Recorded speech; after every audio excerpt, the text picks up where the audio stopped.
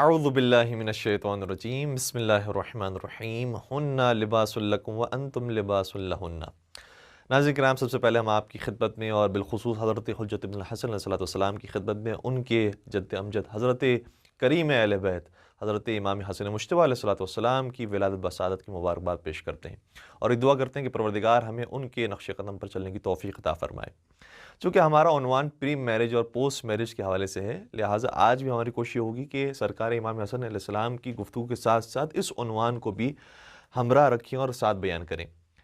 دیکھیں، اگر ہم سرکار امام حسن مجتبیٰ علیہ السلام کی زندگی کو دیکھیں تو دو عجیب باتیں ہیں کہ جو ازدواج کے حوالے سے ان کے بارے میں آتی ہیں۔ پہلی بات تو یہ کہ جس کے اندر کوئی اختلاف نہیں ہے کہ ان کی ایک زوجہ جن کا نام جعدہ بنت اشعث تھا، اس ملعونہ نے حضرت امام حسن مجتبیٰ علیہ السلام کو زہر دے کر شہید کیا ہے۔ تو ازدواجی زندگی کے اندر ضرور نہیں ہوتا کہ ہر وقت پھولوں کی برسات ہو رہی ہے اور ہر وقت بہار موجود ہو۔ کبھی کبھار کچھ ناگوار واقعات بھی پیش آتی ہیں اور کبھی کبھار جن کے اوپر اعتماد ہوتا ہے انسان کو، وہ بھی انسان کے اعتماد کو توڑنے کا سبب بنتے ہیں۔ دوسری بات یہ ہے کہ جو سرکار امام حسن مجتبیٰ پر اعتراض اور ایک الزام ہے کہ جو لگایا گیا ہے، وہ یہ ہے کہ امام حسن مجتبیٰ کثرت کے ساتھ شادیاں کیا کرتے تھے اور کثرت کے ساتھ طلاقیں دیا کرتے تھے۔ باقاعدہ یہ لفظ مطلاق کا ان کے بارے میں روایات کے اندر ذکر ہوا ہے، اور جیسا کہ ہم نے عرض کیا ہے پہلے بھی اور کئی مرتبہ کے بعض پلیٹ فارم پر ہم یہ عرض کر چکے ہیں کہ روایات کے اندر جو بات آتی ہے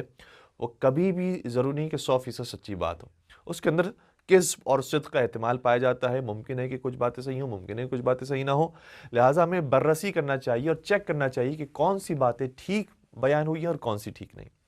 اگر ہم امام حسن مجتبیٰ کی اس الزام کے اوپر لگائے جانے والے اس الزام کو دیکھیں تو اس قدر لوگوں نے کثرت ازدواج کے حوالے سے باتیں بیان کی ہے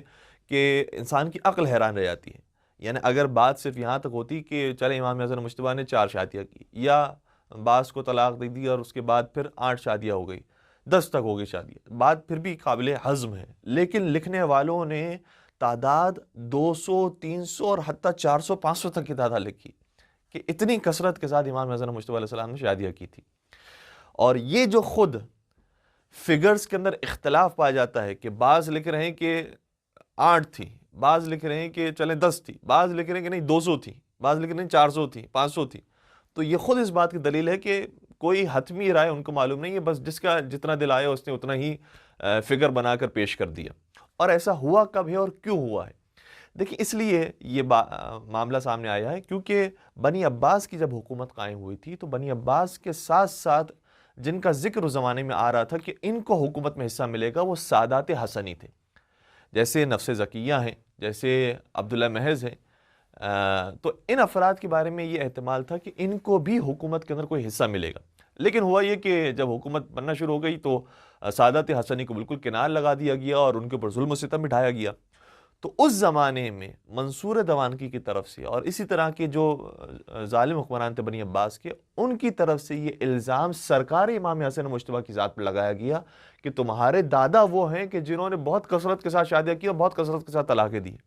اور اس کے اوپر ان کے پاس دلیل کیا تھی؟ کہ دلیل یہ تھی کہ چونکہ انہوں نے حاکم شام سے صلح کر لی، تو صلح کرنے کے بعد یہ مدینہ آ گئے، اپنی زندگی بہت آرام کے ساتھ سکون کے ساتھ انہوں نے گزاری ہے اور خوب شادیاں کی اور خوب اس کے بعد طلاقیں دی۔ یہ نعوذ باللہ بنی عباس کی طرف سے الزام لگایا گیا۔ اور یہ ہم کیوں کہہ رہے ہیں کہ بنی عباس کی طرف سے الزام لگایا گیا؟ کیونکہ ایک تو یہ کہ روایات کثرت کے ساتھ اس بات کو سپورٹ کر رہی ہے، پوری تاریخ میں بات موجود ہے کہ کس نے کام کیا ہے، کس نے الزام لگایا ہے۔ ساتھ ساتھ یہ کہ اگر یہ کسی نہ کسی اعتبار سے کوئی سچی بات ہوتی اور امام حسن مجتبیٰ علیہ السلام کثرت کے فرض کیجئے کہ شادیاں کیا کرتے تھے، تو ان کے زمانے میں جو ان کا سب سے بڑا دشمن حاکم شام ہے، وہ کبھی خاموش نہیں بیٹھتا اور وہ ضرور اس بات کو ہائی لائٹ کرتا اور پروپیگنڈا کر کے بڑا چڑھا کر بیان کرتا کہ دیکھو حسن مجتبیٰ تو ہیں کہ جو دنیا داری میں لگے ہوئے ہیں، انہوں نے یہ کام کیا، انہوں نے یہ کام یہ کیا ہے، لیکن کہیں پر بھی حاکم شام کا یہ الزام اس زمانے میں نہیں آتا ہے امام حسن مجتبیٰ کی ذات پر۔ اس کا مطلب ہے کہ یہ کام ہی نہیں کیا ہے سرکار امام حسن مجتبیٰ نے، تو الزام لگانے کا موقع نہیں ملا۔ لیکن بعد میں یہ الزام سعادت حسنی کو دبانے کے لیے امام حسن مجتبیٰ کی ذات پر لگایا گیا۔ اب ہم چونکہ یہ منسلک ہے ہمارا موضوع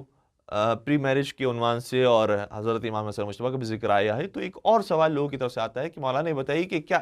ایک شادی کرنا بہتر ہے یا 2 شادیاں، 3 شادیاں، 4 شادیاں کرنا بہتر ہے؟ کیونکہ قرآن مجید نے حکم دیا ہے کہ شادی کرو 1 2 3 4، تو اس کا مطلب شاید ریکمینڈڈ کام ہے یہ، اگر کیا جائے تو اچھی بات ہے۔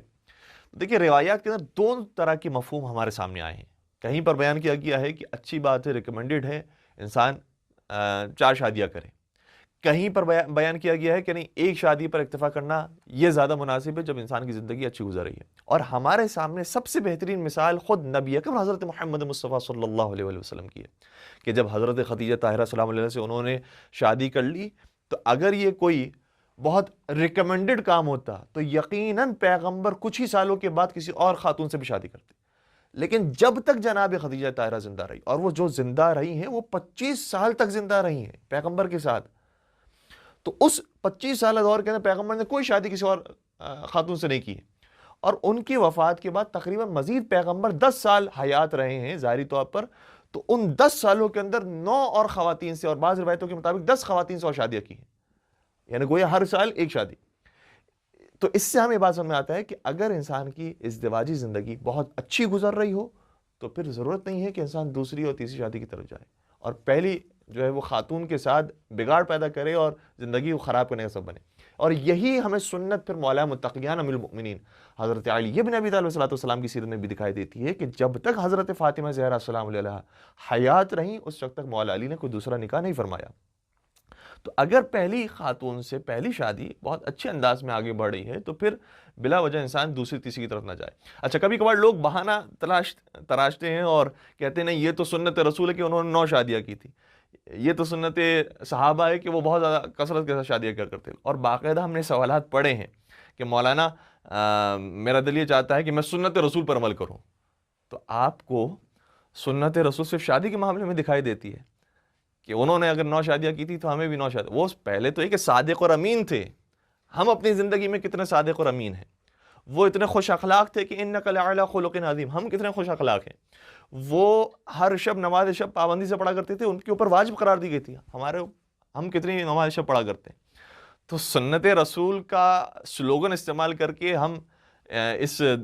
کھانے کے اندر داخل تو ہو سکتے ہیں، لیکن جو سمجھدار لوگ ہیں وہ آپ کو پکڑ لیں گے، نہیں یہ آپ سنت رسول کی وجہ سے کام نہیں کر رہے، آپ اپنی خواہشات کو پورا کرنے کے لیے بہانہ تراش رہے ہیں کہ مجھے دوسری شادی کرنی ہے اور تیسری شادی کرنی ہے۔ اور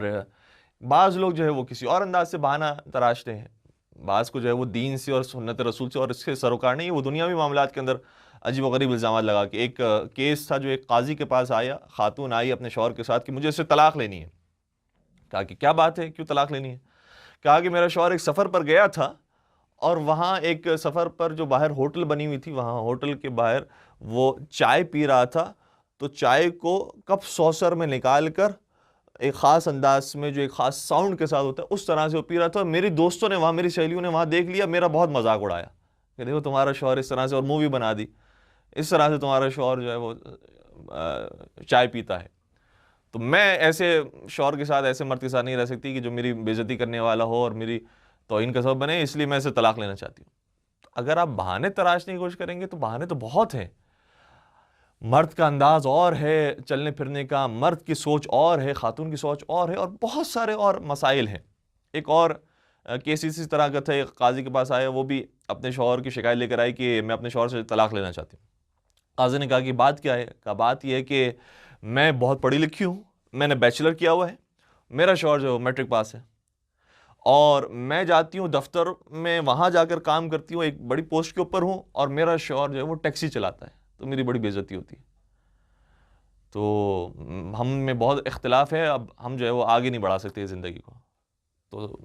بہن سے سب سے پہلی بات یہ کہنی چاہیے کہ جب آپ کو پتہ ہے کہ اتنا اختلاف تھا تو آپ نے شادی کیوں کی تھی؟ شادی کے وقت کیا یہ اختلاف آپ کو معلوم نہیں تھا؟ بعد میں آشکار ہوا ہے۔ جب پہلے ہی سے یہ اختلاف معلوم تھے تو پھر آپ نے شادی کیوں کی؟ تو انسان کا مزاج یہ ہے کہ جب اپنی خواہشات پورے کرنے کا وقت آتا ہے تو کہتے ہیں نہیں کوئی اختلاف کی بات نہیں، یہ تو بہت چھوٹی چھوٹی باتیں ہیں، لیکن جب جدا ہونے کے لیے بہانہ تراش رہا ہوتا ہے تو پھر یہ چھوٹی چھوٹی باتیں بھی بڑی لگ جاتی ہے کہ نہیں بہت بڑا اختلاف ہے، انہوں نے کچھ پاس نہیں کیا ہوا، کچھ نہیں پڑھا ہوا ہے، اور ہم کہاں تک پڑھی لکھی ہیں، وہ کیا کام کرتے ہیں، ہم کیا کام کرتے ہیں۔ اس کے بعد قاضی نے یہ بھی سوال کیا کہ کیا کوئی اور خاصگار، کوئی اور مرد ہے کہ جو تم سے شادی کرنا چاہتا ہے؟ اس نے کہا کہ ہاں ایک لڑکا ہے جو مجھ سے شادی کرنا چاہتا ہے۔ کہا کہ اس لڑکی کی عمر کیا ہے، تم سے بڑا ہے وہ چھوٹا ہے؟ تو کہا مجھ سے 6 سال وہ چھوٹا ہے۔ تو قاضی نے اس وقت بہت بہترین مشورہ دیا، کہا وہ جو لڑکا تم سے 6 سال چھوٹا ہے اور تمہیں شادی کے جو ہے وہ فیلنگز دے رہا ہے، تو یاد رکھو وہ کچھ دیر کے بعد جب بڑا ہو جائے گا اور تمہاری عمر تک پہنچے گا تو وہ تمہیں بھی طلاق دے دے گا، وہ کسی اور خاتون کے پیچھے چلا جائے گا۔ اس سے سمجھداری یہ ہے کہ اگر اب تک تم نے اپنی گاڑی اس طرح اس مرد کے ساتھ آگے بڑھائی ہے تو اسی مرد کے ساتھ آگے زندگی سفر جاری ساری رکھو۔ تو کچھ لوگ دین کا ٹائٹل استعمال کر کے، کچھ لوگ دنیاوی مشکلات کو بیان کر کے طلاق کی طرف لے جانے کی کوشش کرتے ہیں، گرچہ طلاق ایک حلال عمل ہے لیکن بہت شدید مکروہ ہے۔ اور یہ بھی ہم آخر میں بات گزارش کرنا ضروری سمجھتے ہیں کہ اگر واقعاً طلاق تک بات پہنچتی ہو، یعنی کوئی ایسے کام سرزد ہوئے ہیں کہ جس میں پھر زندگی سے گزارا نہیں ہو سکتا، یعنی خاتون جو ہے وہ کوئی کام کرنے کے لیے تیار نہیں، حتیٰ تمکین کرنے کے لیے بھی تیار نہیں، حق کے زوجیت ادا کرنے کے لیے تیار نہیں ہے، تو چلے وہاں پر مرد اگر طلاق دیتا ہے تو بات سمجھ میں آتی ہے۔ تو طلاق جائز عمل ہے، اس کو صحیح جواز کے ساتھ اور حقیقی مقام پر اگر استعمال کیا جائے تو یہ شریعت کی طرف سے ایک تحفہ بھی ہے۔ اس لیے